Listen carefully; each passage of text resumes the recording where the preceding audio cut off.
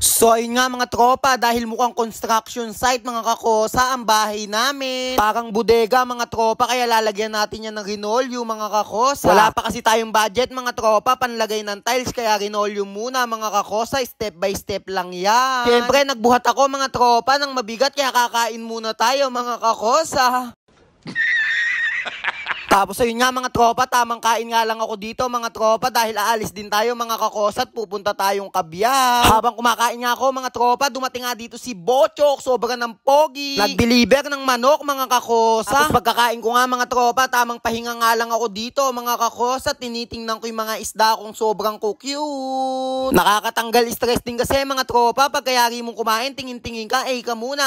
Tapos ayun mga tropa, pumunta nga kami dito sa RC Hills mga kakosa at nagtingin-tingin kami dito mga tropa ng mga linoleum. Napakadami nga namin mga tropa napuntahan dito pero wala kaming mapili kasi walang mga stock mga kakosa yung magaganda. Kaya mga tropa sa Keystar na lang tayo nakabili dito mga kakosa. 16 yards nga lang mga tropa yung binili natin dyan. No? Napakaangas nga pala nyan mga kakosa. Tapos sa single lang namin ni Ate Sinakay, hirap na hirap nga tayo dyan mga tropa kasi sobra din ang bigat. Tapos ayun nga mga tropa, nakauwi na nga tayo. Yan yung design mga kakosa at lalagay na natin yan. Syempre FT muna tayo. Tapos nakita ko nga din dito si Kuya EJ, ka muna. Tapos ayun nga mga tropa, kinabit na nga namin dito ni Tropang Ibu yan, no? Sobra ng pogi. Tamang kabit lang kami dyan mga tropa. Kaya isang side lang muna mga kakosay nilagyan namin. Tapos kabila naman, di kasi kasya mga tropa ng isang lagayan lang lahat. Kaya dalawang pahaba na lang mga tropa ginawa namin dyan. No? Yan nga yung mga tauhan natin mga kakosa, sila paring Ibo. Tapos yan nga mga tropa, yung resulto napakaganda nga dito mga kakosa, hindi na mukhang kalsada kahit papano. Sana pagdating ng panahon mga tropa, makabili naman tayong tiles. Para mas maganda talaga mga tropa, tsaka gusto talaga natin design mga kakosa, yung lalagay natin. Tapos napaka-pogi niya, no? Yan yung mga tauhan natin. Tapos yan pa si ate, mukhang asim. Tapos ayun nga mga tropa, parang pinasobrahan nga lang namin dyan ng bagyayan mga kakosa. Tapos ililipat na nga natin mga tropa yung mga gamit na to dito sa kabila. Tapos nakita ko nga din dito mga tropa, yung tito ko tsaka si Goldie, sobrang cute. Tapos ayun nga mga tropa, tamang lipat nga lang kami dito mga kakosa ng mga gamit. Sobrang dami kasing kalat sa bahay namin mga kakosa, kaya susuluhin ko na lere. Hindi, joke lang mga tropa, mabigat pala yan.